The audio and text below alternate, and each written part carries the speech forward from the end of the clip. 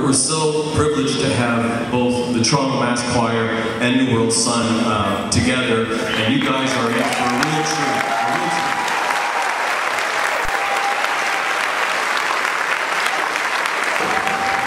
I stand here this evening bringing you greetings on behalf of the government of Jamaica, United Church of Jamaica, and the Cayman Islands, and all the workers who sometimes 6 months, sometimes 8 months, leave home and family to work on the farms here.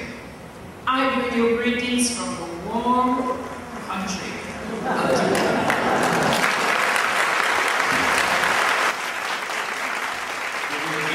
It is certainly my pleasure to be here again this year and bring greetings from the council, the staff, and indeed all the residents of Niagara-on-the-Lake. This to me is the start of our season each year, and I want to say thank you to each and every one of the Jamaican workers that are here tonight and that are here in Niagara-on-the-Lake. And obviously, the work that you do is critical to our farms and to our all the operators in our community, but much more than that, the role that you play in our community, to the soundness that you bring when we see you in town every week and when we see you all around our community. That is so important to make us a whole community. And each year, I can tell you, we enjoy it. We love having you here, and it makes a big difference to all our communities. So I do want to say we're glad to be here and to be able to be a part of this very inspirational evening.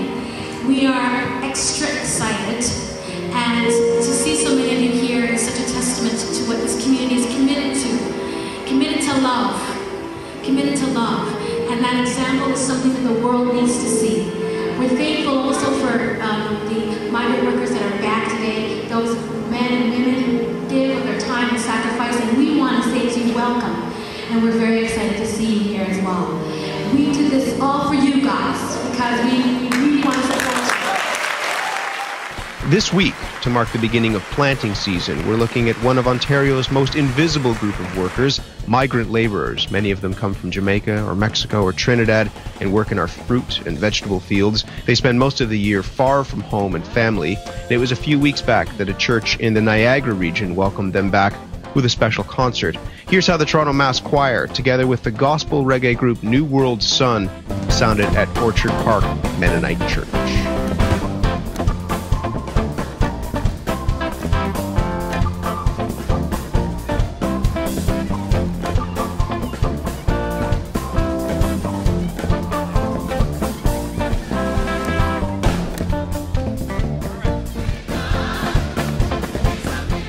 And, you know, what about the farmers who work with these men day after day in the fields? And they have a relationship with them as well. Yeah. What did they make of the concert? Well, John Thwaites was one of the farmers. Paul is his worker. And John told me the concert really adds another dimension to the relationship. Everybody was there as equals. Not that we're not equals. I don't know if everybody had that feeling, but I did. And, you know, the crowd was all mixed. There wasn't the workers on one side and the Niagara townies on the other side or something like that. It was just all mixed, and I could see Paul at the end of the row. They were, you know, kind of dancing to the music. It was the first time I'd seen Paul in that setting, and he's a good speaker, and he's easy to talk to, and he can express himself well, and he's one of the guys I talk with if there's a problem, you know, that's something like that. But when you take the man out of the work clothes with a shovel or a pair of pruners or something and put him in that setting, and it was like, wow, that's that side of Paul that I haven't seen before, and it's a different person then. Sort of. You all got to know each other more deeply. Yeah, and at the same time, he was probably looking back where I was standing, thinking, I've never seen John here at a church service before. Or yeah, it was one of those moments for both of us. And what did Paul make of the concert? He too felt it was a turning point. It brings black and white together.